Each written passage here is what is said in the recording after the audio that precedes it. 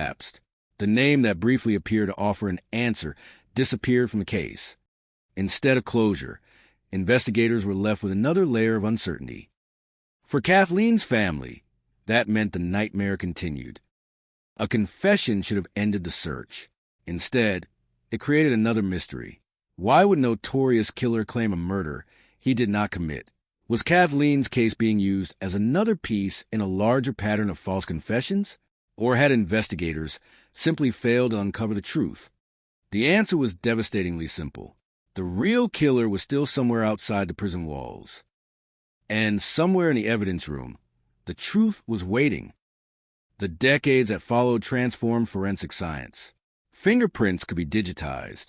Databases could connect crimes committed in different states. Biological evidence could be analyzed with extraordinary precision. A stain that meant almost nothing to investigators in 1980 could eventually become a genetic identifier. The old evidence did not become new evidence. The science became capable of hearing what the evidence had been saying all along. That distinction would eventually change everything. By the 2000s, investigators were revisiting the physical evidence from Kathleen's murder. A bedspread recovered beneath her body had been preserved. Laboratory testing had previously identified spermatozoa and a DNA profile associated with the evidence. But the question remained, whose DNA was it? The profile was there. The answer was not. That is the strange cruelty of a cold case. The evidence can survive longer than the people who collected it. A detective can retire. A witness can move away. A suspect can change his name, his appearance, his address, his job, his entire life. But DNA does not retire. DNA does not forget. DNA does not care how many years pass. In April 2018, the investigation entered a new phase. NCIS cold case investigators returned to the evidence and began examining the case through modern forensic methods. Their review identified foreign DNA on the tested bedsheet and produced a potential suspect, a former Navy reservist who had been on active duty orders in Norfolk around the time Kathleen was murdered. Investigators did not simply assume that the connection proved guilt. They needed a direct comparison. They needed the science to close the gap between a name and a crime. And that was when the past began moving toward the present. The suspect was Dennis Lee Bowman. In 1980, Bowman was a young man. Decades later, he was 70 years old and living in Michigan. His life had continued while Kathleen's had stopped forever. He had grown older. He had built relationships. He had created a life far from the Norfolk bedroom where investigators believed his DNA had been left behind. But the investigators were no longer looking at the man he had become. They were looking at the evidence he had left behind. The comparison was devastating. DNA obtained from Bowman was consistent with the biological material recovered from Kathleen Doyle's murder scene. The invisible link between 1980 and 2018 had finally been established. A crime that had resisted decades of investigation suddenly had a direction. The old file was no longer a dead end. It was a road leading directly toward Michigan. And investigators followed it. The case that had once been measured in decades was suddenly moving quickly. Witnesses were re-interviewed. Old information was examined again. Investigators searched for people who might remember Bowman during his time in Norfolk. The task was no longer simply to identify a biological connection. It was to build a complete case capable of surviving in court. DNA could point toward a suspect, but investigators needed the surrounding facts. They needed to establish opportunity. They needed to establish presence. They needed to establish what happened and why the evidence mattered. The arrest came in November 2019. Nearly 40 years after Kathleen Doyle was murdered, Dennis Lee Bowman was taken into custody in Allegan County, Michigan, and charged with her homicide. Norfolk police announced that the arrest represented the culmination of years of work by multiple agencies, including Norfolk Police NCIS, the Norfolk Commonwealth's Attorney's Office, Michigan authorities, and other law enforcement partners. For the public, it was breaking news. For investigators, it was a moment a 40-year question finally had a face. For Kathleen's family, it was something far more complicated. Because an arrest is not the same as justice. An arrest does not return a daughter. It does not return a wife. It does not erase the memory of a crime scene. It does not restore the years stolen from a family that spent decades wondering whether the killer would ever be found. But it does something important. It tells the family that the case was never abandoned. The silence had finally been broken, and the man investigators believed had walked away from Kathleen's death in 1980 was now facing the consequences of what happened inside that Norfolk home. The most frightening thing about cold cases is not simply that they remain unsolved. It is the possibility that the person responsible is still alive, still walking, still breathing, still shopping for groceries, still sitting at a dinner table, still looking into a mirror, still believing the past is buried. For Dennis Bowman, the past was not buried. It was preserved in evidence. It was preserved in laboratory records. It was preserved in the memory of investigators. And eventually, it was preserved in his own DNA. The case had waited 38 years for science to catch up. Science finally did. And when it did, the silence that had surrounded Kathleen Doyle's murder for decades began to collapse. The Norfolk cold case was no longer just a story about an unknown killer. It was a story about time. And time, despite everything Bowman may have believed, had never been on his side. In 1980, investigators had walked into a crime scene with limited forensic tools and a terrible question: who did this? They could not answer it. In 1984, a notorious killer claimed he had done it. That answer failed. In the following decades, the case remained suspended between evidence and uncertainty. Then technology changed the rules. The bedspread remained. The biological evidence remained. The DNA remained. And eventually, investigators found a man whose genetic profile connected him to that evidence. That is the beginning of the end of a cold case. But the end of the investigation was not necessarily the end of the story. Because when detectives looked beyond Kathleen Doyle's murder, they discovered a far darker picture surrounding the man they had arrested. Bowman's name had already been connected to another disappearance. His adopted daughter, Andrea Bowman, disappeared from her Michigan home in 1989. For years, the disappearance remained unresolved. But the Virginia investigation would eventually trigger a chain of events that reopened that mystery as well. After Bowman was arrested in the Kathleen Doyle case, investigators in Michigan searched his property. Human remains were eventually discovered beneath a concrete slab, and DNA testing identified them as Andrea. The Norfolk case had begun with one question. It would eventually open another. What else had Dennis Bowman hidden?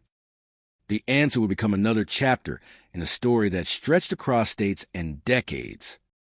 But before Michigan, before Andrea, there was Kathleen.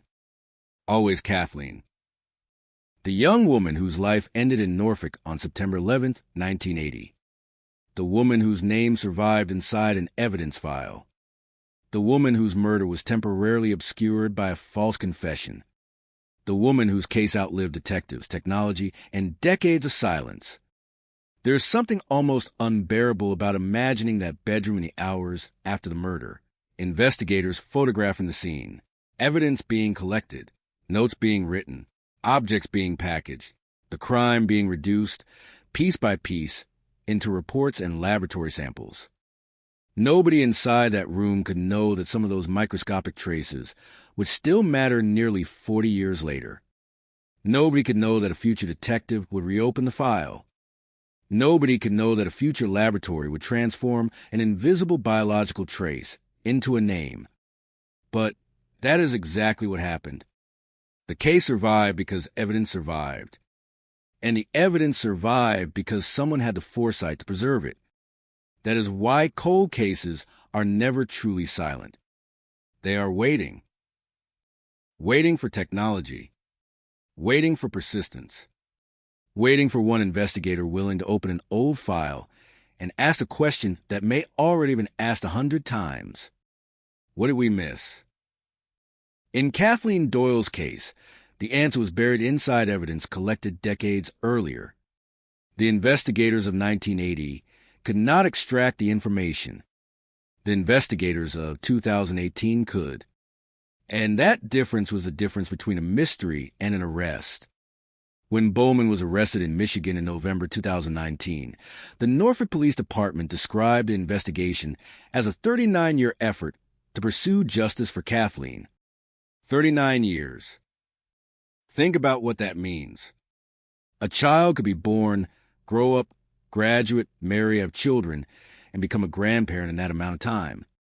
Entire neighborhoods could change. Buildings could disappear. Roads could be rebuilt. Technology could move from rotary phones to smartphones. And yet, Kathleen Doyle's case remained alive. The killer had aged. The evidence had not. The case had become a test of whether justice could survive the passage of time. It did. Bowman eventually pleaded guilty in Virginia in June 2020. He was sentenced to 2 life terms for rape and murder, plus an additional 20 years for burglary. NCIS later described the case as a 40-year-old rape and murder cold case, solved through the identification of DNA preserved from the original crime scene. The courtroom could finally put a legal conclusion on a case that had haunted investigators for decades. But the emotional conclusion was never going to be that simple. There is no sentence long enough to recreate a life. There is no courtroom verdict capable of returning a daughter to her father. There is no DNA match capable of giving Kathleen back the years she should have lived. Justice arrived late. But it arrived. And perhaps the most powerful lesson in the Kathleen Doyle case is not simply that DNA caught a killer. It is that the passage of time does not necessarily destroy evidence. Sometimes it preserves it. Sometimes the smallest trace at a crime scene becomes the strongest witness in the case. Sometimes a piece of evidence collected when forensic science was still in its infancy waits patiently for the future. That bedspread did not speak in 1980. It could not. But decades later, modern forensic analysis transformed the biological material preserved on it into information investigators could use. The killer had left something behind. He simply did not know how valuable it would become. That is the terrifying vulnerability of every crime. People leave traces. They leave fingerprints, fibers, footprints, digital records, witness memories, and sometimes DNA. A person can disappear. Evidence can remain. Kathleen Doyle's story is therefore more than a murder case. It is a warning to anyone who believes time can erase a crime. It cannot always do that. The Norfolk Police Department did not forget Kathleen. NCIS did not forget Kathleen. Her family did not forget Kathleen. And eventually, the evidence itself refused to let the case disappear. The years had changed almost everything, except the truth. The truth had been sitting inside a laboratory profile, waiting for someone to recognize it. For 38 years, the question was simple. Who killed Kathleen Doyle? For decades, there was no answer. Then a laboratory comparison changed the question. Could the DNA be tied to a living man? It could. Could investigators locate him? They could. Could the evidence withstand scrutiny? It did. And when Dennis Lee Bowman finally stood before the court, the mystery that had begun in a Norfolk home nearly 4 decades earlier was no longer a mystery. It was a case. A case with evidence. A case with a suspect. A case with a confession. A case with a sentence. But the shadow of September 11, 1980 remains. Because somewhere beneath all the forensic terminology, all the laboratory reports, all the police interviews and courtroom documents, there is still a 25-year-old woman who should have lived. Kathleen O'Brien Doyle. Her life cannot be reconstructed by DNA. Her final hours cannot be rewritten. But her death can be remembered. And that matters. Because cold cases are not only about killers who remain unidentified, they are about victims whose stories remain unfinished. For Kathleen, the unfinished story lasted nearly 40 years. The world changed around her name. The Navy changed. Norfolk changed. Technology changed. Investigators changed. The killer grew old. But Kathleen's case remained. And when the evidence finally produced the name Dennis Lee Bowman, the silence broke with extraordinary force. A man who had spent decades outside the shadow of the crime was suddenly pulled back into it. The past had found him. Not through rumor. Not through speculation. Not through a false confession. Through DNA. A microscopic fragment of biological evidence had crossed 38 years of history and pointed investigators toward the truth. That is why the Norfolk case remains so haunting. Because the killer did not escape justice forever. He escaped it temporarily. There is a difference. The years did not prove his innocence. They only delayed the answer. The case did not die. It waited. And when the technology became powerful enough, the evidence spoke. Kathleen Doyle's murder began in 1980 as a violent crime with no clear resolution. It became a cold case. It became the subject of false confession. It became a file passed through generations of investigators. Then, decades later, it became a DNA case. And finally, it became a conviction. The silence ended. The evidence won. And somewhere in the long chain of investigators who refused to let Kathleen's name disappear, the final question was finally answered. Not with a theory. Not with a rumor.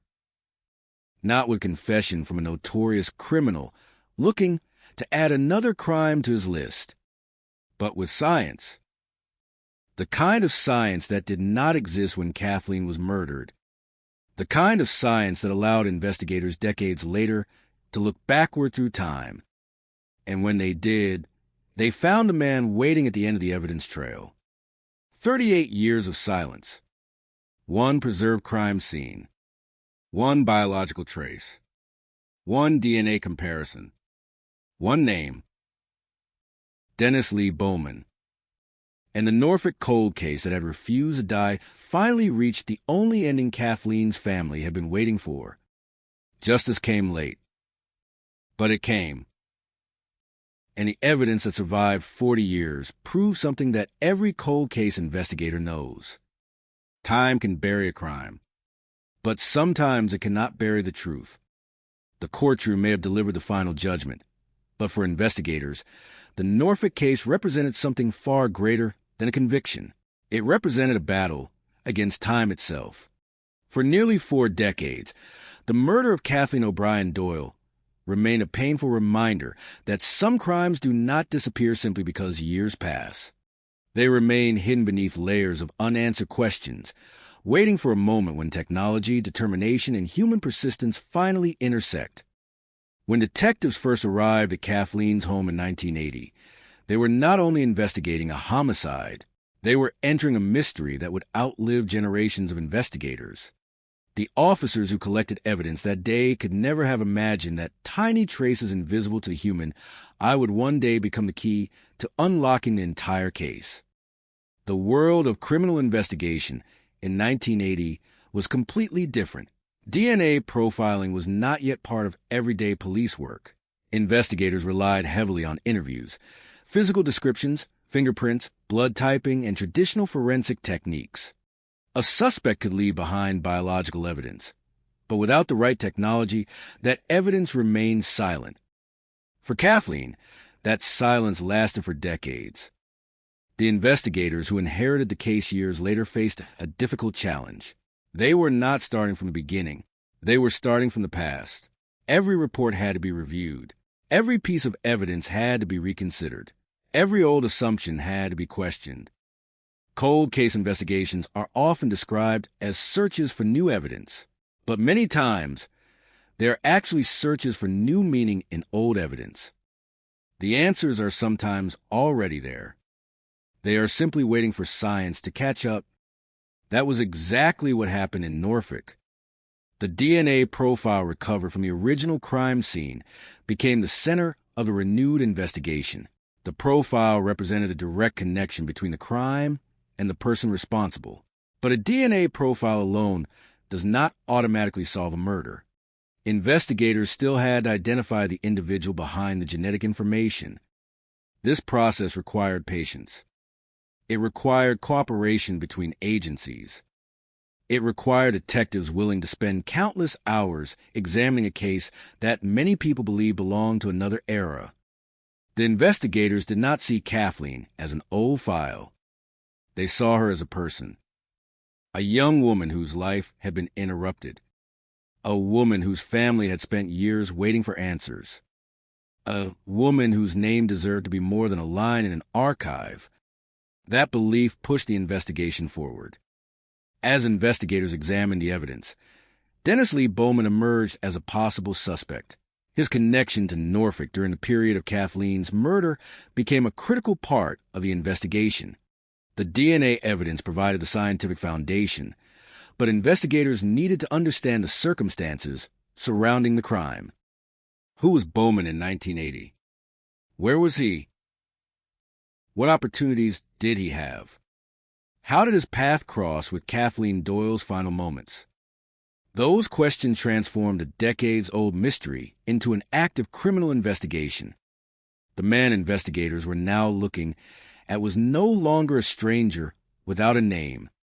He was someone who had lived an entire lifetime after Kathleen's death. A lifetime that continued while her family carried the weight of unanswered questions. That contrast is one of the most disturbing aspects of cold cases.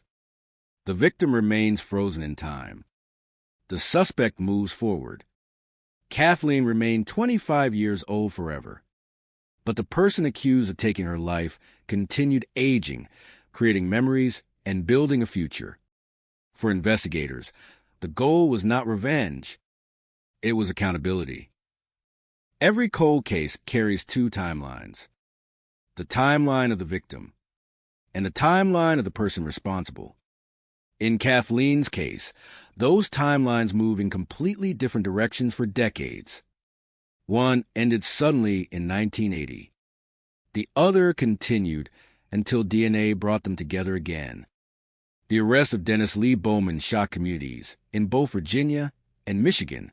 Many people struggle to understand how someone connected to such a violent crime could live quietly for so many years. It is one of the haunting questions that surrounds many cold cases. How does someone carry the weight of a secret? How does someone wake up every morning knowing what investigators believe they did? How does someone move through ordinary life while an unresolved crime remains behind them? There are no simple answers. But investigators know one thing. Time does not erase responsibility. The arrest also reopened painful questions surrounding Bowman's history. As investigators examined his past, they discovered connections to another tragedy involving his adopted daughter, Andrea Bowman, who disappeared from Michigan in 1989, a case that had also remained unresolved for decades. The investigation into Kathleen Doyle's murder became the turning point that brought attention back to another missing person case. Detectives began looking deeper into Bowman's history, searching for patterns, evidence, and answers that had remained hidden for years. The discovery surrounding Andrea added another layer of tragedy to the story. For investigators, it demonstrated the unpredictable nature of cold case work. One investigation can unlock another. One piece of evidence can reveal another unanswered question. One name can connect multiple chapters of a much larger story. But even as investigators explored those additional questions, Kathleen Doyle remained at the center. Because every cold case begins with a victim. Before there was a suspect. Before there was DNA. Before there were headlines. There was Kathleen. A person with dreams. A person with relationships. A person whose life mattered. The danger in focusing only on the mystery is that the victim can sometimes become lost behind the investigation. But Kathleen was never just a case number. She was the reason investigators continued searching, the reason evidence was preserved, the reason detectives returned to an old file decades later, the reason science was used to find an answer. Her story became an example of how justice can survive even when time seems unstoppable.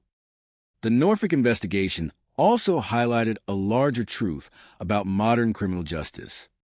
Technology has changed the way investigators approach the past. A crime scene from decades ago is no longer necessarily trapped in the limitations of the year it occurred. Evidence can wait. DNA can wait. The truth can wait. But it does not disappear. Today, investigators around the world revisit old cases with tools that previous generations never had. Genetic analysis, advanced databases, improved forensic methods, and new investigative strategies have transformed thousands of cold cases. But behind every technological breakthrough is a human decision. Someone must decide to reopen the file. Someone must decide the victim deserves another chance at justice. Someone must decide that an unanswered question is still worth pursuing. In Norfolk, that decision changed everything. For 38 years, Kathleen Doyle's murder represented uncertainty. Then it became proof that persistence matters. The case showed that a criminal investigation does not always end when the first detectives leave the scene.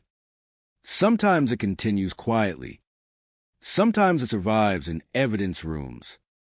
Sometimes it waits for a future generation of investigators.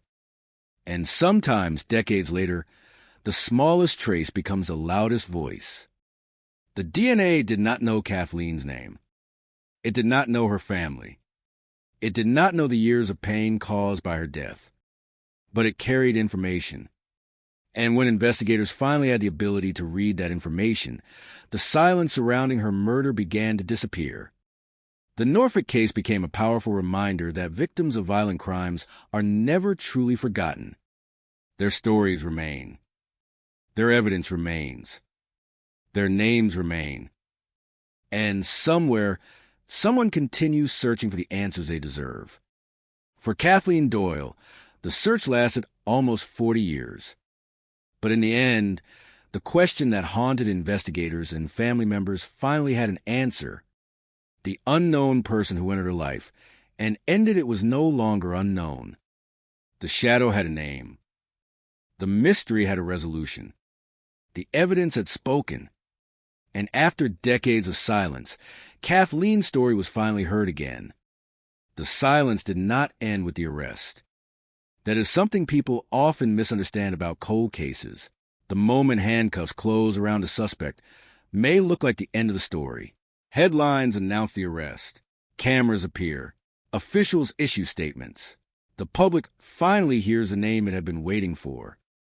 But for the people who live with the crime, the arrest is only the moment when the unanswered question changes shape. For Kathleen O'Brien Doyle's family, there was no celebration waiting at the end of 39 years. There was an answer. There was a suspect. There was finally a courtroom. But there was also the unbearable knowledge that the person responsible had been living for decades while Kathleen remained forever 25 years old. The Norfolk Police Department announced Dennis Lee Bowman's arrest on November 22, 2019. He was 70 years old. Investigators said the arrest was the result of years of work by Norfolk homicide detectives, NCIS, prosecutors and law enforcement agencies in Michigan and elsewhere. Bowman was being held in Michigan while awaiting extradition to Virginia. The photograph released with the announcement told its own story. One image showed Bowman as a young man in 1980. Another showed the same man nearly 4 decades later. The difference was startling. Hair that had once been dark had changed. A young face had become an elderly one. The years were visible. But beneath those changes was the same identity. The same person. The same DNA. And, according to investigators, the same man connected to Kathleen Doyle's murder. For investigators, the contrast between those two photographs was more than dramatic. It was evidence of time. For decades had passed between the crime and the arrest. For decades in which Kathleen's family had lived with uncertainty.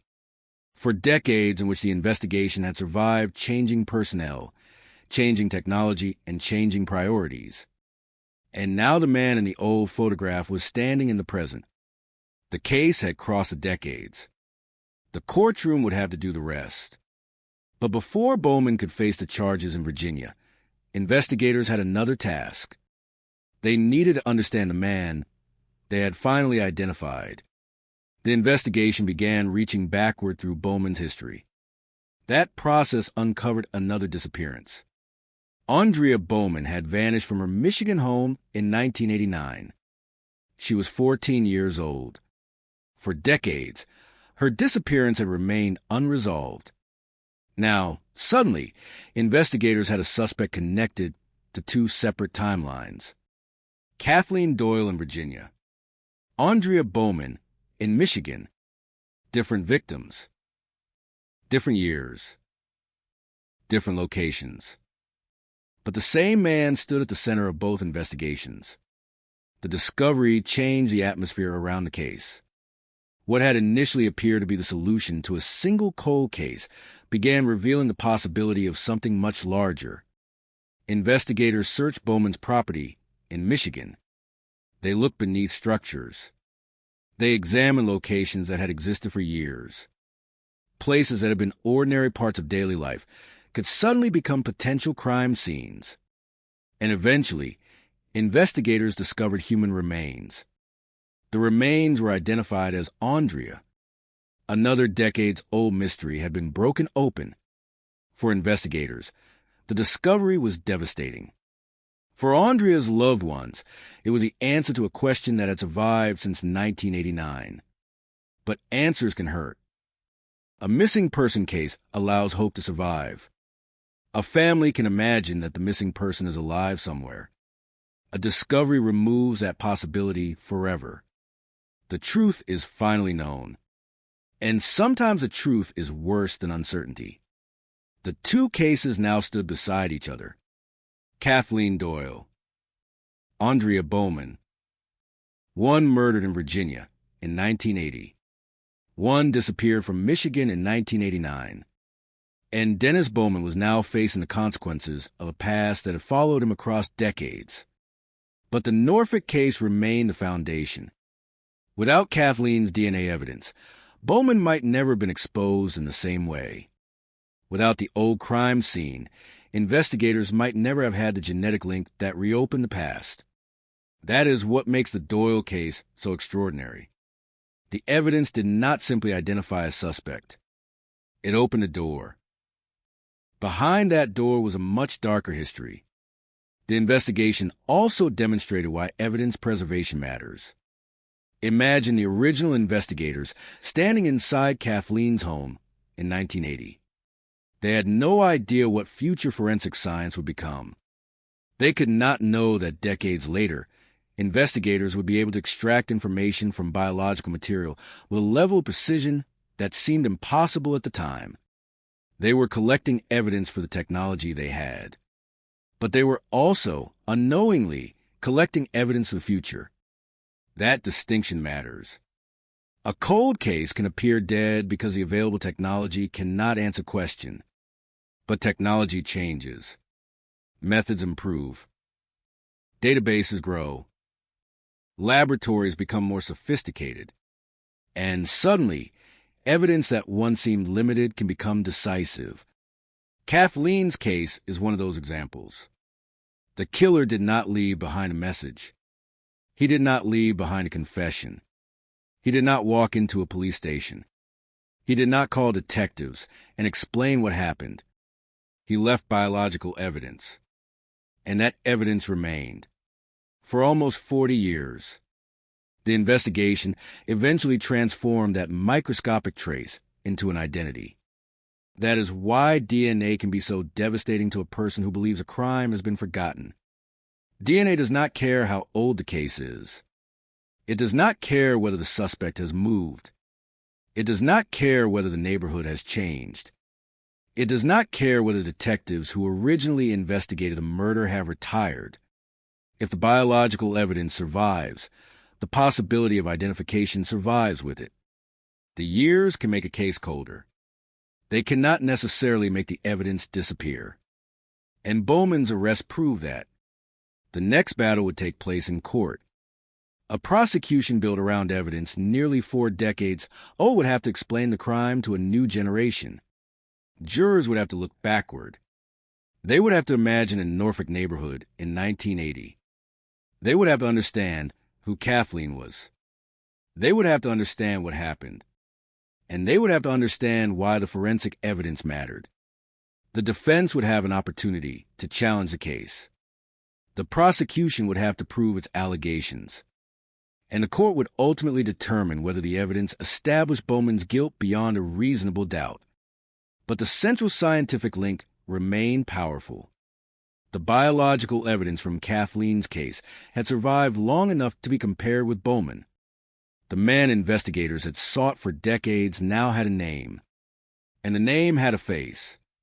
The courtroom would turn that identification into legal accountability.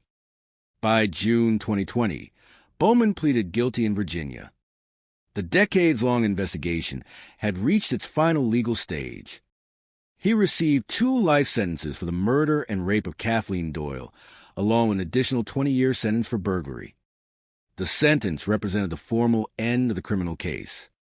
But emotionally, the case could never be reduced to a sentencing document, because no sentence could make September 11th, 1980 disappear. No sentence could return Kathleen to her family. No sentence could restore the years lost between the murder and the arrest. Justice could punish the offender. It could establish responsibility. It could give the family an official answer. But it could not reverse history.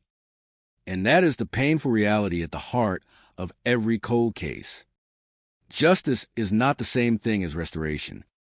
The dead cannot come home. The lost years cannot be recovered. The victim cannot be returned to the life that was taken. What justice can do is refuse to allow the crime to become meaningless.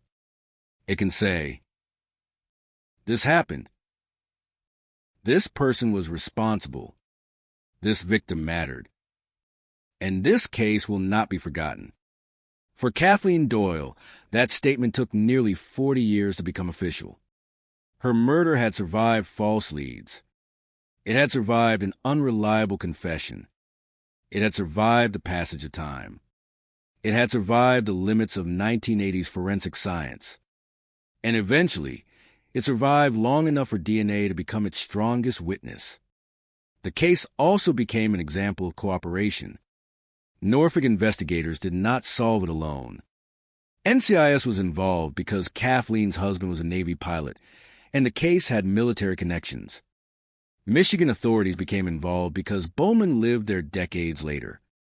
State and local investigators worked across jurisdictions, different agencies, different states, different generations. One investigation. The case could not be solved by one detective working alone in one office. It required the past and present to meet. It required records to be preserved. It required investigators to keep looking. And above all, it required someone to believe that a 40-year-old murder was still worth solving. That belief is what separates a cold case from a forgotten case. A forgotten case disappears. A cold case waits. Kathleen's case waited. And eventually, someone opened the file again. The phrase cold case often creates an image of darkness. An old box. A dusty folder. A photograph fading with age. But behind every box is a human being. Behind every photograph is a life. Behind every unanswered question is a family. And behind every piece of evidence is a possibility. The possibility that one day someone will understand it.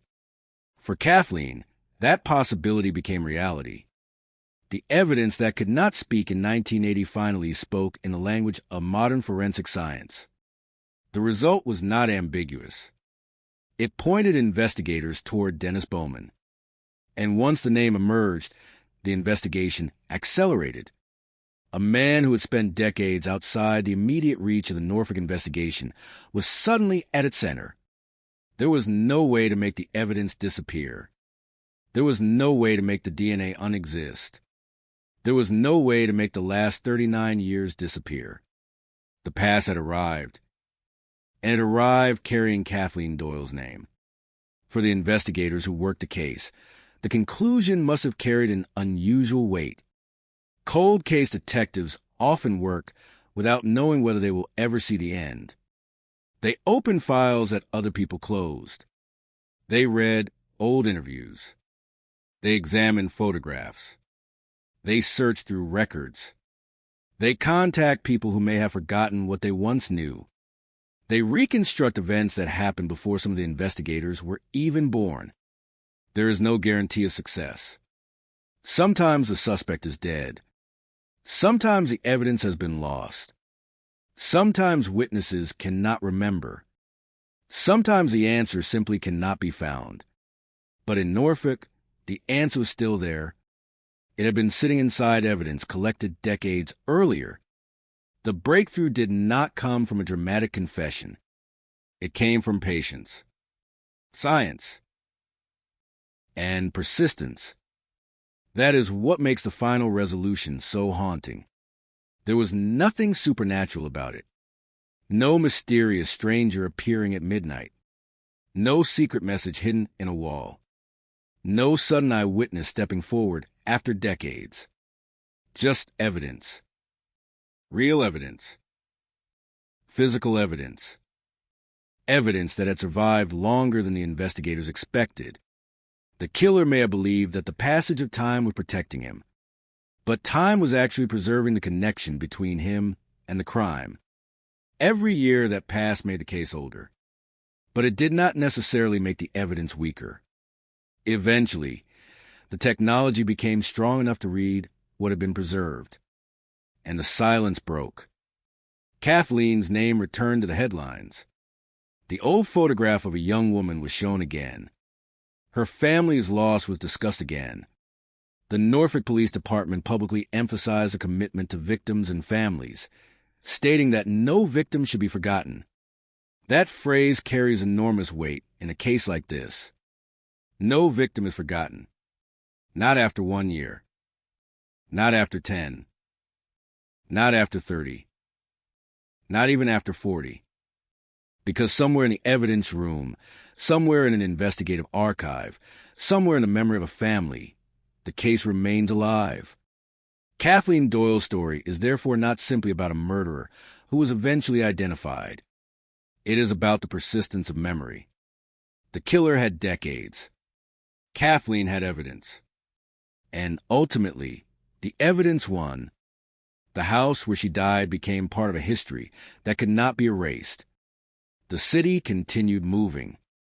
Ships continued entering Norfolk. Families continued living their ordinary lives. Children grew up. Buildings changed. Technology transformed the world. But somewhere inside the investigation, Kathleen remained 25. Waiting.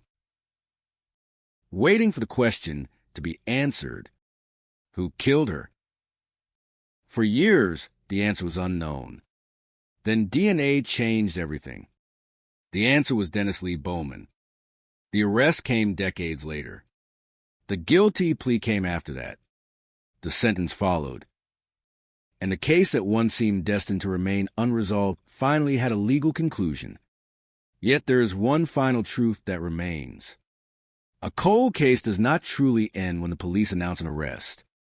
It ends when the victim's story is no longer defined by the mystery. Kathleen was not just a woman at the center of an unsolved murder. She was Kathleen, a daughter, a wife, a 25-year-old woman whose future was stolen. For almost 40 years, the world could only ask what happened to her. Now the answer exists. It is painful. It is disturbing. It is irreversible. But it is an answer. And sometimes, after decades of silence, an answer is the closest thing justice can offer. The evidence had waited. The investigators had waited. Her family had waited. And eventually, the past caught up with a man who had escaped it for nearly 4 decades. Not because someone remembered every detail. Not because a stranger suddenly revealed a secret. Not because a confession appeared from nowhere. But because a tiny biological trace had survived. A trace too small to see. Too old to notice. Too powerful to ignore. 38 years of silence. Then one DNA connection. One investigation reopened. One name. One arrest. One courtroom. And finally, one verdict of responsibility.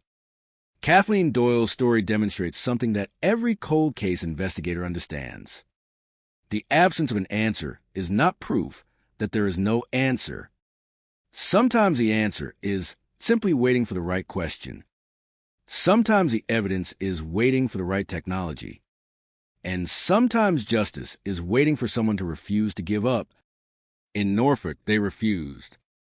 And because they did, a woman who had been murdered in 1980 was finally given something that her family had been denied for almost 4 decades. The truth. Not a theory. Not a rumor. Not a false confession. The truth. And that is why the case still echoes. Because the killer believed in time. Investigators believed in evidence. In the end, evidence won. For nearly 4 decades, Kathleen O'Brien Doyle existed in the strange space between memory and evidence. Her name was known to investigators. Her photograph remained in records. Her family remembered every detail that time could not erase. But officially, her murder remained a question without a final answer. Somewhere in Norfolk, Virginia, a killer had once walked away from a crime scene. The years that followed seemed to protect him. The investigation grew cold. The original detectives moved on. Technology changed. The city changed. And the man investigators would eventually identify continued living as though September 11th, 1980 belonged to another lifetime. But the past does not always stay where it is buried. Sometimes it waits beneath the surface, preserved in the smallest fragment of evidence, until someone finally knows how to read them. The story of Kathleen's murder began like many tragedies that later become cold cases. There was no warning that morning that her life was about to end. No headline announcing danger. No dramatic confrontation witnessed by a crowd. Kathleen was 25 years old. She was a young Navy wife living in Norfolk while her husband, a Navy pilot, was away on deployment. Her life was connected to a community built around military service, where deployments, temporary assignments, and separations were part of everyday existence. But beneath that ordinary rhythm was a vulnerability that investigators would only fully understand after her death. Kathleen was alone. Then the ordinary day became a crime scene. When investigators arrived, they were confronted with evidence of a violent sexual assault and homicide. Kathleen had not simply died. She had been attacked inside the place where she should have been safest. The crime immediately raised a series of questions. Who had entered the residence? Why Kathleen? How had the attacker gained access? Had he watched her beforehand? Was this a random attack? Or was there a connection between the victim and the killer that investigators did not yet understand? The answers were not waiting on the surface. Investigators began the painstaking work that defines a homicide investigation. They documented the scene. They collected physical evidence. They interviewed people who might have seen Kathleen. They examined her relationships and her routine. They searched for anything that could place a suspect inside the residence. Every possibility mattered because, in the early hours of murder investigation, detectives rarely know which detail will eventually become decisive. But there was a problem that would haunt the case for years. The most powerful evidence was invisible. Biological material recovered during the investigation would eventually become crucial. At the time, however, forensic science could not transform that material into the kind of definitive genetic identification investigators would later obtain. The evidence could be preserved, examined, and documented, but it could not immediately provide the name of the person who had left it behind. That meant the investigation depended on traditional police work. And traditional police work has limits. A witness may remember a face incorrectly. A suspect may provide an alibi. A person may disappear. A lead may look promising and collapse. A theory may seem convincing until another piece of information destroys it. Investigators followed leads. They considered suspects. They tried to reconstruct Kathleen's final hours, but no theory produced the certainty required to identify her killer. The case entered a period of uncertainty. Then came a name that seemed to offer an answer. Henry Lee Lucas was one of the most infamous figures in American criminal history. During the 1980s, he confessed to numerous murders across the country, producing an extraordinary number of claims that overwhelmed investigators and attracted enormous media attention. Among the crimes he claimed was Kathleen Doyle's murder.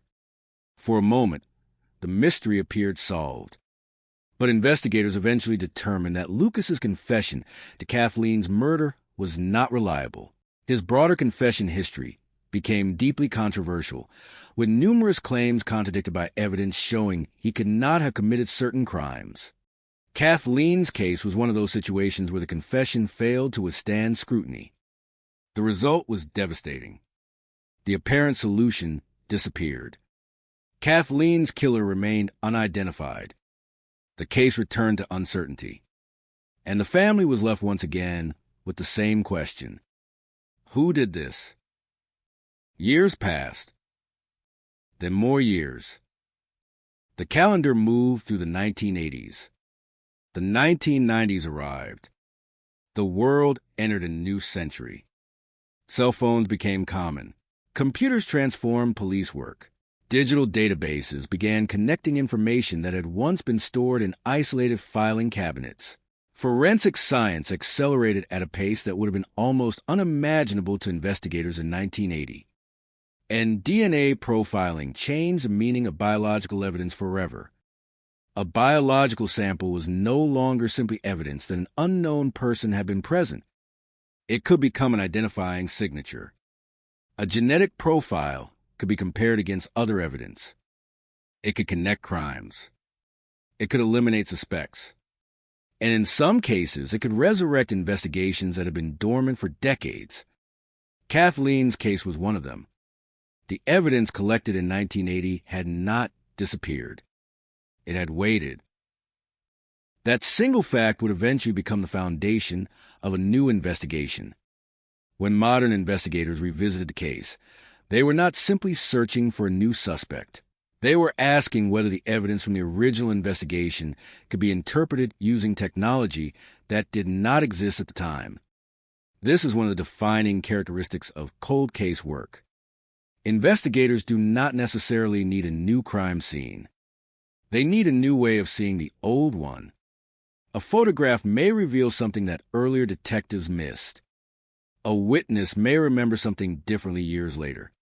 A database may contain a name that did not exist in the system when the original investigation occurred. And biological evidence may suddenly become identifiable. The Kathleen Doyle investigation moved into that new era.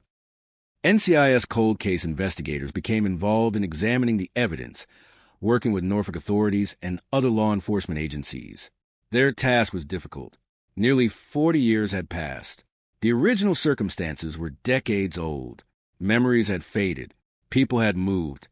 Some potential witnesses were no longer available, but the physical evidence remained. The bedspread recovered from a crime scene became particularly important.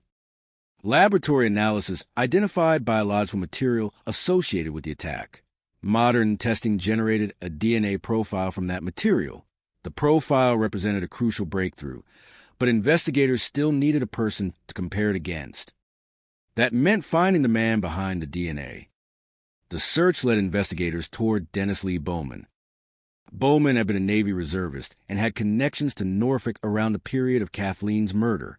He was no longer the young man he had been in 1980. Decades had transformed him into an elderly man living in Michigan. But investigators were not interested in how old he was. They were interested in whether his DNA matched the evidence preserved from Kathleen's murder. The answer would become the turning point. A biological sample associated with Bowman was obtained and compared with a DNA profile developed from the evidence. The result connected Bowman to the biological material from Kathleen's case. The investigation now had something it had never possessed before: a direct forensic link. The case was no longer about an unknown person. It was about a specific individual. And that individual was alive. The moment must have carried an extraordinary weight for investigators. Imagine spending years studying a case in which the perpetrator is simply described as unknown. Then suddenly, the word disappears. Unknown. Replaced by a name. Dennis Lee Bowman. But DNA was not the only question. Investigators had to determine what Bowman was doing in Norfolk in 1980. They had to establish his presence. They had to examine his background. They had to determine whether the circumstances surrounding his life at the time were consistent with the evidence. The investigation expanded. Records were reviewed. Old information was re-examined. Witnesses and people connected to the case were reconsidered. The past was reconstructed piece by piece. For detectives, this was no longer an abstract historical exercise. It was an active homicide investigation, and the suspect was no longer protected by anonymity. He was living in Michigan. Nearly 4 decades after Kathleen's death, investigators had a destination. In November 2019, Bowman was arrested in Michigan. The news traveled quickly. A murder that had remained unresolved since 1980 suddenly returned to the headlines. For people in Norfolk, it was a shocking development.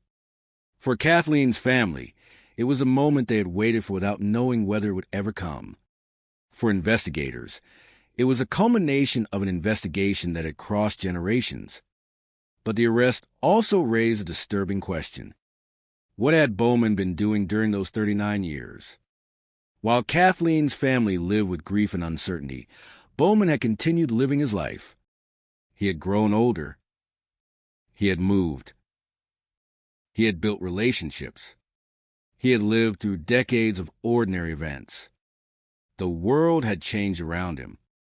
But according to investigators, one secret had followed him through all of it: Kathleen's murder. And now that secret had become evidence. The arrest was not the end. It was the beginning of a new stage. Prosecutors had to take decades of evidence and present it in a modern courtroom. They had to explain the original crime, the preserved biological material, the DNA analysis, Bowman's connection to Norfolk, and the investigative process that finally identified him. The passage of time could create challenges. Evidence had to be authenticated. Records had to be explained. Investigators had to reconstruct decisions made by people who might no longer be alive. The courtroom had to look backward nearly 40 years. But the central fact remained. Kathleen was dead, and investigators had linked Bowman to biological evidence from the crime. The case had finally moved from uncertainty to accountability. Yet something else was happening in Michigan. As authorities investigated Bowman after his arrest, they began examining his past more closely.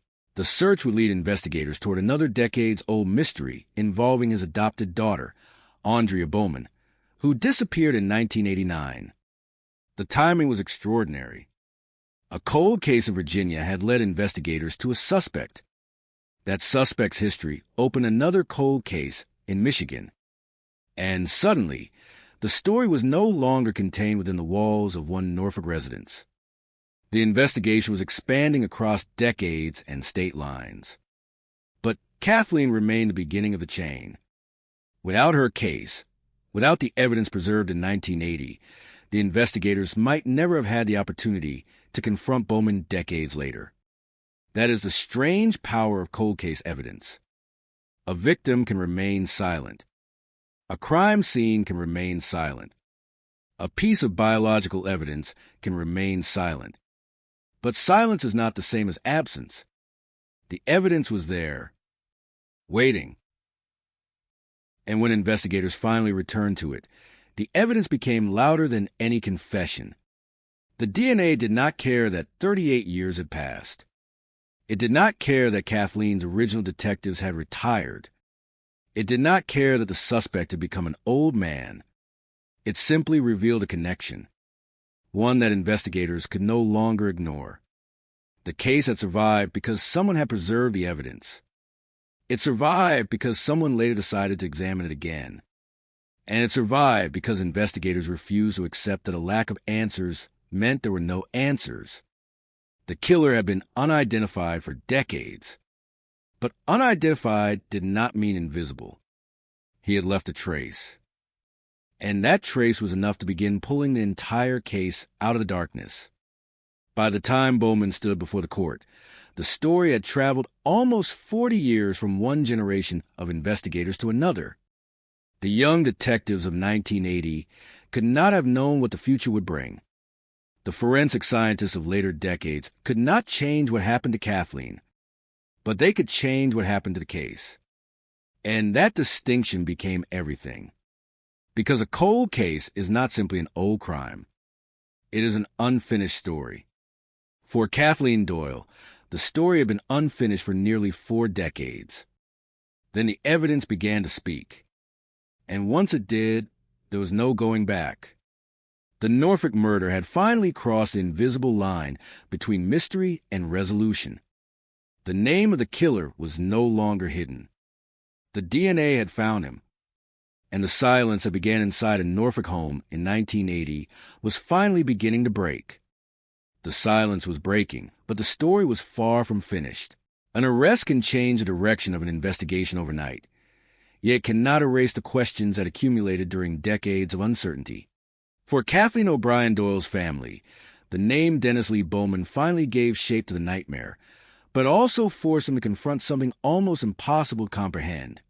The man investigators had identified had been living in the world all along. He had not vanished into some distant country. He had not been discovered hiding under another identity. He had simply continued living. That realization is one of the most unsettling elements of any cold case. The unknown suspect becomes a real person.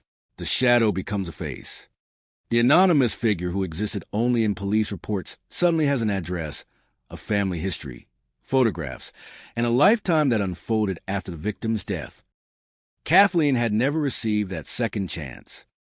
Bowman had. For nearly 40 years, the calendar kept moving for everyone except her. The investigation now moved toward Virginia, where prosecutors would have to transform decades-old evidence into a case that could stand in court. The passage of time was both the greatest obstacle and the greatest witness. People forget. Documents disappear. Memories become uncertain. But physical evidence can preserve facts that human memory cannot. The biological evidence collected from Kathleen's crime scene became the bridge between those two worlds. In 1980, investigators could document what they found. Decades later, scientists could determine what it meant. That difference changed the entire case. The evidence connected Bowman to Kathleen's murder, but investigators still had to reconstruct the circumstances surrounding the crime. They needed to understand Bowman's presence in Norfolk during the relevant period and establish a connection between the young man he had been and the violent crime that had remained unsolved for decades. This is where cold case investigations become painstaking. There is no fresh crime scene, no immediate witness interview, no suspect standing outside the police station waiting to be questioned. Instead, detectives work backward. They reconstruct lives. They examine old military records. They locate former acquaintances. They revisit statements taken decades earlier. They compare old photographs. They study evidence that may have been overlooked or misunderstood. Every fragment has to be placed back into the timeline. For investigators, the question was no longer simply, who left this DNA? It became, how does this man fit into Kathleen Doyle's final hours? The answer required patience. The original investigation had already established the violence Kathleen suffered. The new investigation had to establish who was responsible. That distinction matters. A DNA match can be extraordinarily powerful, but criminal cases are built from multiple layers of evidence. Investigators need to demonstrate that the scientific evidence is reliable, that the sample was properly preserved, that the comparison was valid, and that the surrounding circumstances support the conclusion. The Norfolk case had all the characteristics of a decades-old investigation. The evidence was old. The suspect was old. The witnesses were old. But the crime itself had not changed. Kathleen had still been murdered in 1980. That fact remained absolute. The renewed investigation also demonstrated the importance of agencies working together.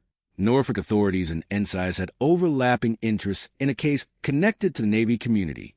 Michigan authorities became involved after Bowman was identified and arrested there. Prosecutors and investigators had to coordinate across jurisdictions and across decades. The case had become a map stretching from Virginia to Michigan. But at the center of that map was one woman, Kathleen.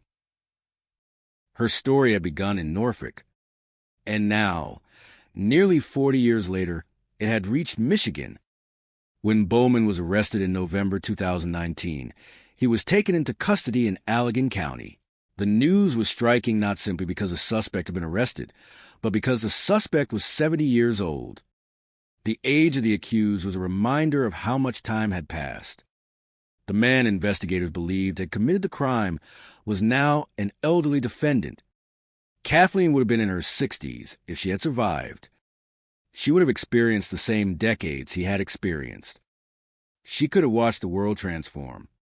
She could have grown older. She could have built a family. She could have become a grandmother. She could have lived an ordinary life. Instead, her future ended at 25. That contrast is impossible to escape. The legal system could prosecute Bowman. It could not prosecute time. It could not punish the decades during which Kathleen's family had waited for answers. It could not restore the life that had been taken. But it could establish accountability. And that mattered. The arrest also changed the emotional landscape for people connected to the case. For investigators, a long-standing question had finally produced an answer. For the family, the answer could bring relief and pain simultaneously. Relief because the killer had finally been identified. Pain because identification meant certainty. For years, there had been an unknown person somewhere in the world who might have been responsible. Now there was a name. There was no longer room for a comforting ambiguity. Cold case families often live with that contradiction. They want answers. But answers can be brutal. They want the truth. But the truth can destroy the last remaining possibility that the story might somehow be different. In Kathleen's case, the truth was particularly devastating. The biological evidence placed Bowman at the center of the investigation. The man who had once been an unknown suspect was now facing the consequences of a crime committed nearly 40 years earlier. And as investigators examined his history, another disturbing story emerged. Andrea Bowman, a 14-year-old girl who disappeared from her Michigan home in 1989. Her disappearance had haunted investigators and family members for decades. The connection to Dennis Bowman changed the investigation dramatically. What had started as a Norfolk murder case now intersected with a Michigan missing person investigation. Authorities searched Bowman's property. They looked for evidence that might explain what happened to Andrea. The search eventually produced human remains. The remains were later identified as Andrea. For her family, the discovery ended a decades-long period of uncertainty. But it also transformed a missing person case into a homicide investigation. The two cases were separated by nearly a decade. Kathleen was murdered in 1980. Andrea disappeared in 1989. Yet both stories eventually converge around the same man. That convergence made Bowman's arrest even more consequential. The Norfolk DNA investigation had not simply identified a suspect. It had opened a door into a hidden history. And behind that door was another tragedy. But investigators still had to separate what they knew from what they suspected. Cold case work requires discipline. Connections can be emotionally powerful. Patterns can appear compelling. But investigators must establish facts one piece at a time. That is why the DNA evidence from Kathleen's case remains so important. It was not speculation. It was physical evidence. Evidence collected from the original crime scene. Evidence preserved across decades. Evidence that modern forensic testing could analyze. And evidence that connected Bowman to the investigation. The science provided what investigators in 1980 had lacked. A way to look directly into the biological evidence and ask whether a particular person had contributed it. The answer pointed toward Bowman. Now, the courtroom would determine what that evidence meant under the law. The case moved forward in Virginia. The prosecution had presented a story that began almost 4 decades earlier. The jury or court would have to understand a crime that had occurred before many modern technologies existed. The investigation had to explain why the case remained unsolved for so long. And perhaps most importantly, it had to explain how an old piece of biological evidence eventually became the key to identifying the suspect. The passage of time itself became part of the story. The defense could point to the age of the evidence. The prosecution could point to the preservation of the evidence. One side could emphasize uncertainty. The other could emphasize scientific identification. But there was something neither side could change. Kathleen was dead. The crime had happened, and investigators had recovered biological evidence from the scene. The legal process would determine the consequences. Before that happened, the public began learning more about the investigation. The story spread beyond Norfolk. A murder committed in 1980 had suddenly become a national example of the power of forensic science. The case demonstrated how a crime can remain dormant for decades and then explode back into the public consciousness when technology provided a new path forward. For viewers hearing the story in the present, it may seem almost impossible to imagine that a murder could remain unresolved for so long. But in 1980, that was a reality. There was no modern national DNA database. There was no ability to upload a biological profile and instantly search millions of records. There was no genetic genealogy capable of transforming distant familial relationships into investigative leads. There were detectives, laboratories, interviews, physical evidence, and instinct. The investigators did the best they could with the tools available. The evidence survived. That was enough. The future would do the rest. This is why evidence preservation remains one of the most important principles in homicide investigations. Investigators cannot always know which evidence will become valuable. A piece of fabric may seem insignificant. A biological stain may seem impossible to identify. A discarded object may appear meaningless. But decades later, a new technology may turn that same evidence into the most important piece of case. Kathleen's murder illustrates that principle with extraordinary clarity. The evidence did not become more truthful over time. It became more readable. That is the difference. The facts were there in 1980. The ability to interpret them arrived later. And when investigators finally had that ability, the case changed almost instantly. The unknown offender became a named suspect. The suspect became an arrested defendant. And the defendant would eventually have to answer in court. For the Doyle family, the legal process represented something they had been denied for decades. A chance to hear the case formally recognized. A chance to hear the accused answer to it. A chance to see the justice system place Kathleen's murder into the record not as an unsolved mystery, but as a crime with a proven consequence. Yet even then, one truth remained impossible to escape. No courtroom could take the family back to September 10th, 1980. No DNA test could change September 11th. No sentence could restore Kathleen's future. Justice could only move forward. It could not move backward. And perhaps that is why the resolution of a cold case is never as simple as the headline suggests. Arrest made. Cold case solved. DNA identifies suspect. Those words sound final. But behind them are decades of grief, decades of waiting, decades of unanswered questions. For Kathleen's family, the headline represented the end of uncertainty, but also the reopening of pain. Because when the killer finally has a name, the victim's death becomes real all over again. The photographs return.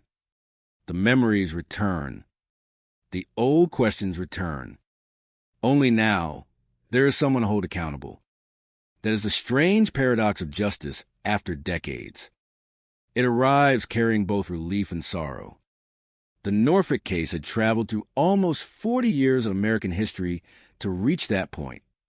From a Norfolk home in 1980, through years of investigation, through a false confession, through technological transformation, through a renewed forensic examination, through a DNA match, through an arrest in Michigan, and finally toward a Virginia courtroom. The path was long, but it was not random. Every preserved piece of evidence helped keep the path alive. Every investigator who reopened the file moved it another step. Every scientist who examined the biological material brought the past closer to the present. And every year that Kathleen's name remained in the system meant the case was still capable of being solved. The killer had counted on time. The investigators counted on evidence. That difference would define the final chapter. Because in the end, it was not the passing years that solved Kathleen Doyle's murder. It was what survived those years. A preserved trace. A genetic profile. A name. And a truth that had been waiting in silence for nearly 4 decades. The question that once seemed impossible to answer had finally become unavoidable. Who killed Kathleen Doyle? The answer was no longer hidden in the darkness. It was standing in the light. The name Dennis Lee Bowman was no longer a theory. It was no longer a possibility hidden inside an investigative file. It was a name attached to a man who would now have to answer for what investigators had spent decades trying to understand. But the transformation from suspect to defendant was not instantaneous. The case still had to move through the machinery of justice, and that machinery had to travel backward nearly 40 years. Every major murder prosecution depends on a timeline. In Kathleen O'Brien Doyle's case, the timeline began in 1980. A young woman. A Norfolk home. A violent attack. A death. Then silence. Investigators had to rebuild that timeline with evidence created long before most modern forensic systems existed.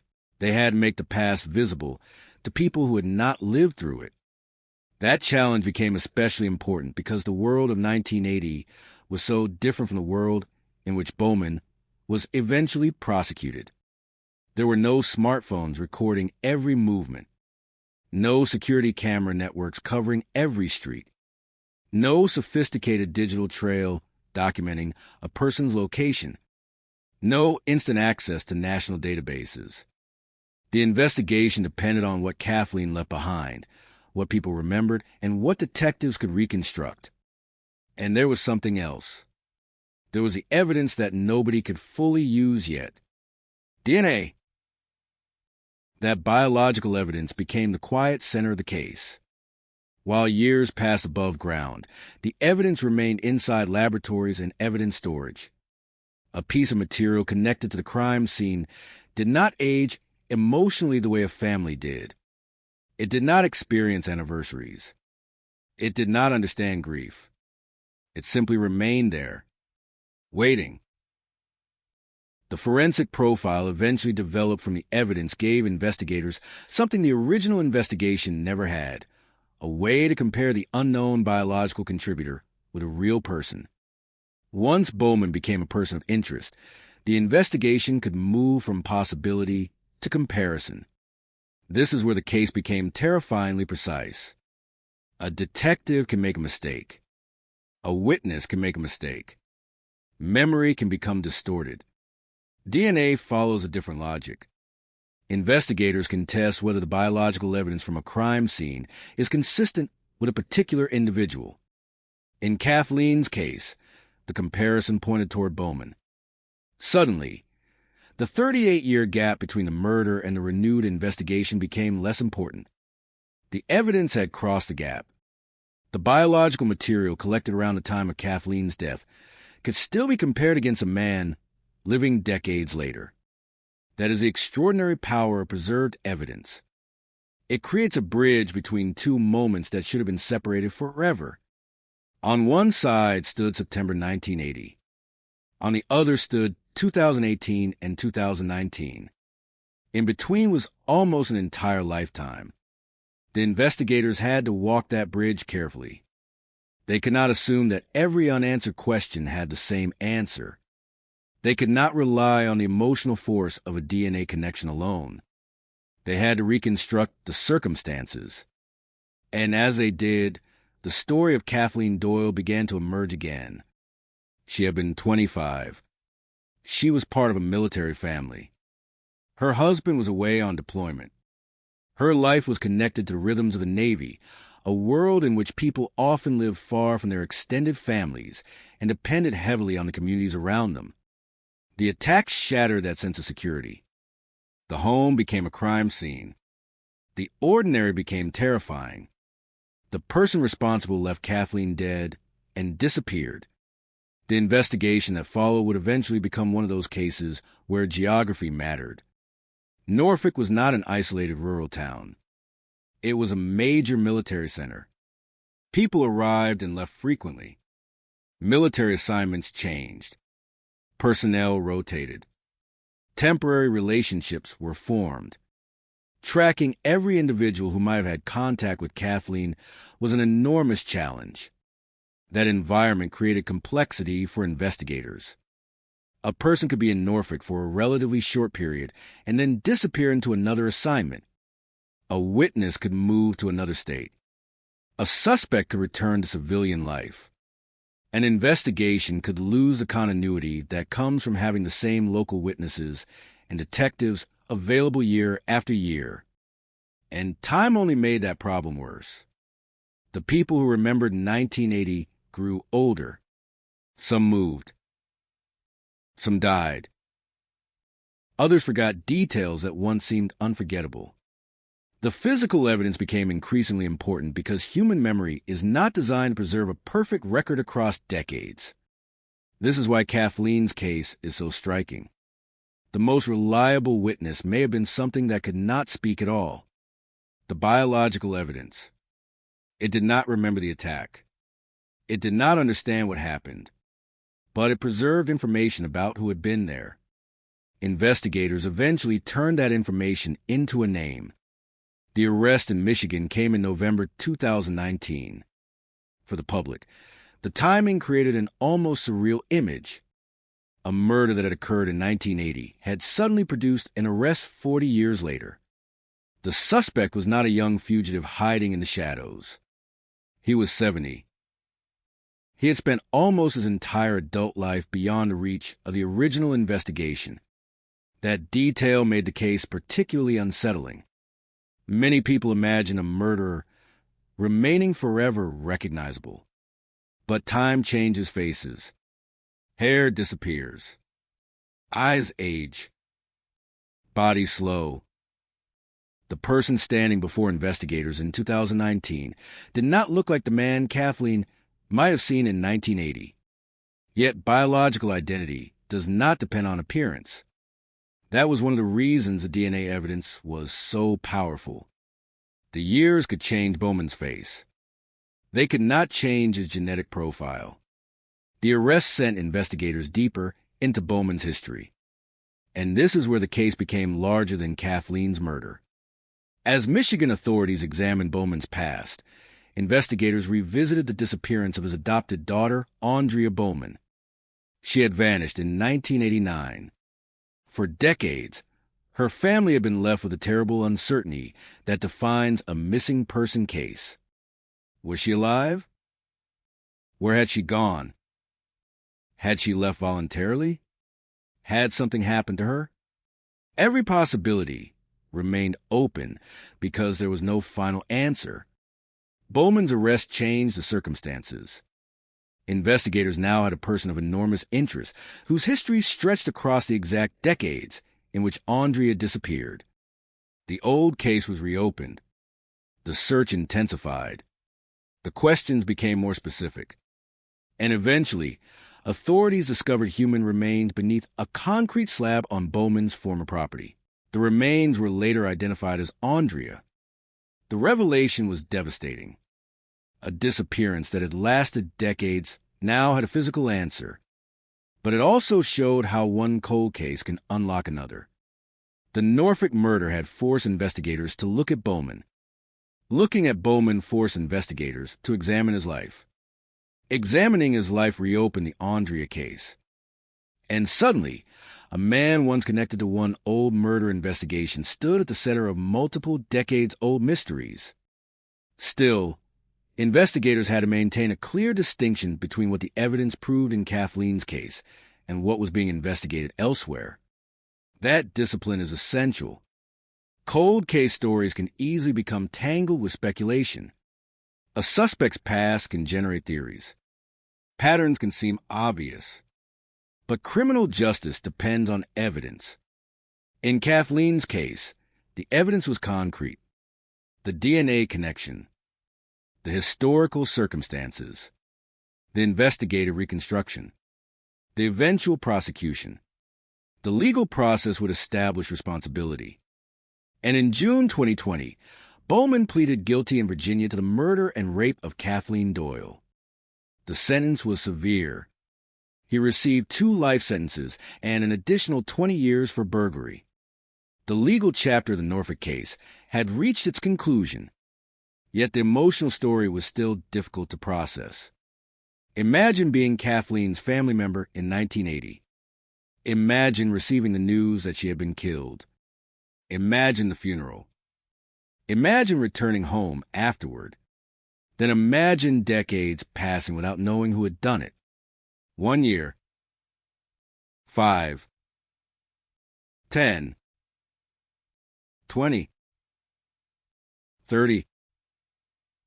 38. At every anniversary, the question remained, who? The guilty plea finally removed the uncertainty, but it also forced a family to confront the reality that the answer had existed all along. The killer was not a myth.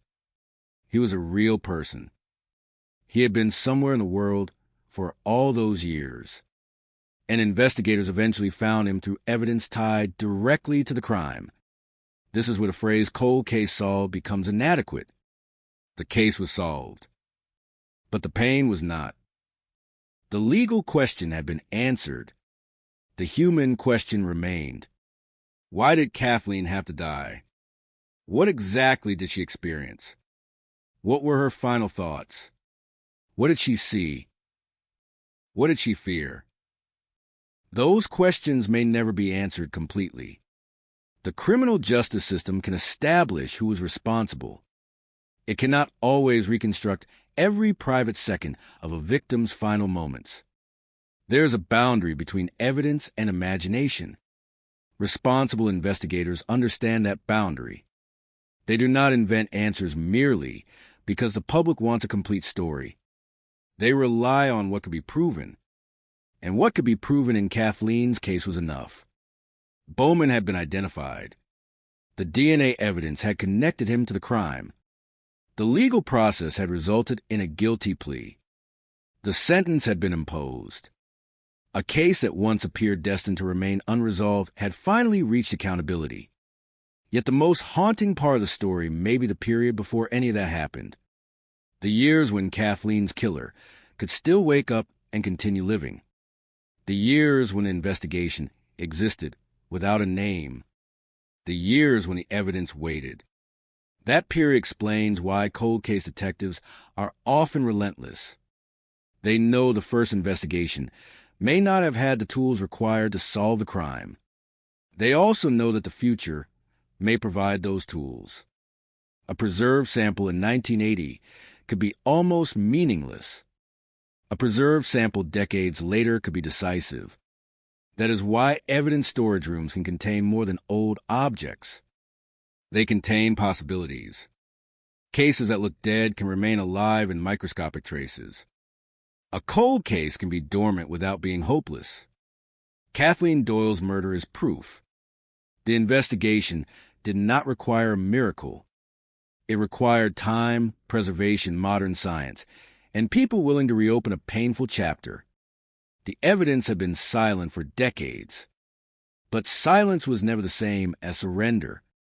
Every year that passed carried Kathleen's story farther into history. Yet it also carried forensic technology closer to the evidence. Eventually, those two timelines met. The result was an arrest, then a guilty plea, then a sentence. And finally, something Kathleen's family had been denied for most of 4 decades. An answer. For the investigators who worked the case, that answer likely carried a complicated emotion. Satisfaction that the case had reached a conclusion. Frustration that it had taken so long. And perhaps sadness that the technology capable of solving it had not existed when Kathleen was alive. But investigators cannot change the year a crime happened. They can only decide what to do with the evidence left behind. In Norfolk, they chose to keep looking. That choice mattered. Because Kathleen's death did not disappear into history. Her name remained attached to a case file. Her evidence remained preserved. And when the science became strong enough, the case came back to life. That is the enduring lesson of her story. A killer may believe that the years will erase his connection to a crime. But years can also preserve the evidence that eventually exposes him. Time changes people. It changes cities. It changes technology. It changes the world. But it does not necessarily change what happened. Kathleen Doyle was murdered in 1980. Nearly 40 years later, the evidence still pointed backward. And when investigators followed that evidence far enough, it led them to a man who had spent decades believing the past was behind him. It was not. The past had been waiting. And now it had a name. The courtroom could finally put a legal name on the crime, but the deeper mystery of Kathleen O'Brien Doyle's final hours remained buried in the past. That is the cruelty of a case solved decades later. Investigators can identify the offender. Prosecutors can secure a guilty plea. A judge can impose a sentence. Yet there are moments no forensic laboratory can reconstruct, no courtroom can replay, and no document can fully explain. What happened inside Kathleen's home before police arrived remains separated from the present by nearly 40 years. That distance matters. Every cold case is a race between memory and evidence. Memory fades. Evidence can endure. In Kathleen's case, the physical evidence survived long enough to become the strongest bridge between 1980 and the modern investigation. But consider what that means. The investigators who first handled the case were working without knowing what the future would bring. They could photograph the scene. They could collect samples. They could record statements. They could preserve physical evidence. What they could not do was look forward and see the forensic revolution that was coming. They had no reason to imagine that decades later, investigators would be able to examine old biological material and develop a genetic profile powerful enough to identify the person connected to it. For them, the evidence was a piece of a murder investigation. For the detectives who reopened the case, it was a doorway. That distinction changed everything. A cold case can feel frozen because the visible facts refuse to move. But behind those facts, science continues moving. Every year brings better laboratory methods, better databases, better analytical tools. A sample that once produced only a general conclusion can eventually provide an extraordinary degree of identification. The Kathleen Doyle investigation became a demonstration of that principle. The old evidence had not become stronger. The technology had. And once the technology caught up with the evidence, the investigation accelerated. That acceleration eventually led authorities to Dennis Lee Bowman. For decades, Kathleen's killer had been represented in the public imagination as an unknown figure. The word itself created distance. Unknown meant anyone. Unknown meant nowhere. Unknown meant that the case could remain unresolved indefinitely. Then investigators replaced that word with a name. Bowman. A name changes the psychology of a cold case. Suddenly there is a person to investigate. There are records to examine. A military history to reconstruct. Connections to Norfolk to understand. A physical location to search. A past to follow.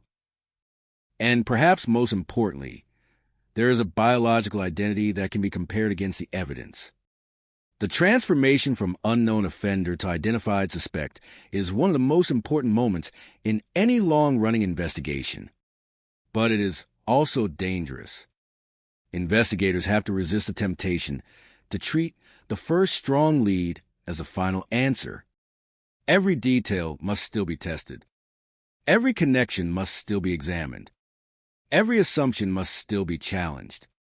The question is never simply whether a suspect looks right. The question is whether the evidence proves a suspect is responsible. In Kathleen's case, that process eventually led to an arrest in Michigan. The image of the arrest was almost surreal. The murder had occurred in Virginia in 1980.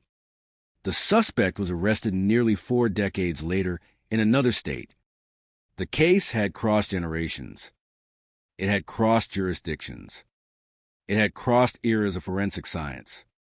And yet, the biological evidence had followed the same path from the beginning, from the Norfolk crime scene, to evidence storage, to modern laboratory analysis, to comparison, to identification, to an arrest. The journey had taken nearly 40 years, but the evidence itself had never moved nearly as far. That is what makes cold case DNA investigations so powerful. The physical trace can remain fixed while the investigation changes around it. The world becomes different. The evidence remains. And when the right technology arrives, the old evidence suddenly becomes new again. For Kathleen's family, the arrest must also have changed something that had seemed permanent: uncertainty. For decades, uncertainty was part of their lives. There was no final answer to give at anniversaries, no name to attach to crime, no definitive explanation for why Kathleen's life had ended. Instead, there was an empty space created by violence, an empty space maintained by unanswered questions. When Bowman was arrested, that space was finally filled, but not in the way anyone would have wanted. The identity of the offender could not bring Kathleen back. It could only explain who investigators believed had taken her life. That distinction is critical. Solving a murder does not undo a murder. It does not restore a family. It does not erase trauma. It does not reverse history. What it does is establish accountability. That is why the work of cold case investigators is so important. They are not chasing the past simply because the past is interesting. They are pursuing people who were denied answers. They are trying to complete something that remained unfinished. Kathleen's case had been unfinished for nearly 40 years. The investigation had survived because people kept it alive. Not every lead produced an answer. Not every forensic test produced a breakthrough. Not every suspect led anywhere. But the case continued to exist. That persistence mattered, because eventually another question could be asked. Could the biological evidence from 1980 be compared with a living suspect? The answer was yes. Could that suspect be connected to Norfolk at the relevant time? Investigators believed he could. Could the evidence support criminal charges? Ultimately, prosecutors moved forward, and by 2020, the case reached the final stage. Bowman pleaded guilty in Virginia to crimes connected to Kathleen's murder. A judge sentenced him to 2 life terms, along with an additional 20 years for burglary. The courtroom had spoken. The legal system had reached its conclusion. For a case that began in a Norfolk home in 1980, the ending had arrived nearly 40 years later. Yet something about the story remained deeply unsettling. Bowman's guilty plea ended the legal uncertainty. It did not answer every historical question.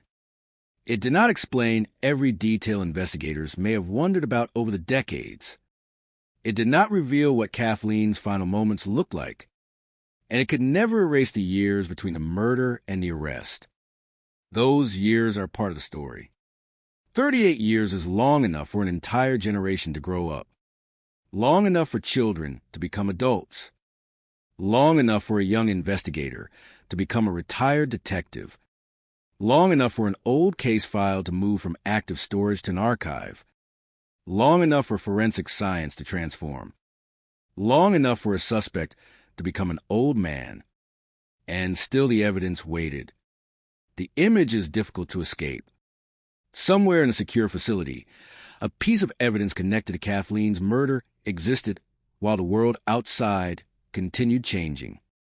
The evidence did not know the date. It did not know the technology. It did not know the delays. It simply remained. That persistence gave Kathleen's case a second life. It also illustrates why the term cold case can be misleading. Cold does not mean dead. Cold means unresolved. There is a crucial difference. A dead case has nowhere left to go. A cold case may have a path that has not yet been discovered. Kathleen's investigation had a path. The path was DNA. And once investigators followed it, the case moved. Fast. The person investigators had spent decades trying to identify was suddenly within reach. But another discovery would make the story even darker. As authorities examined Bowman's past, attention turned to the disappearance of his adopted daughter, Andrea, in 1989. That case had existed separately for years. A teenage girl vanished. A family waited. Investigators searched. Time passed. No definitive answer emerged. Then Kathleen's murder changed the equation. A man connected by DNA to a 1980 murder was now under intense scrutiny. His history mattered. His former properties mattered. His relationships mattered. Old disappearances mattered. Investigators had reason to look more closely at the life he had lived between the crime in Norfolk and the present. The investigation into Andrea would eventually uncover human remains and provide an answer to another decades-old mystery. For some families, that kind of discovery represents the end of one form of suffering and the beginning of another. A missing person can remain alive in the imagination. A missing child can remain suspended in possibility.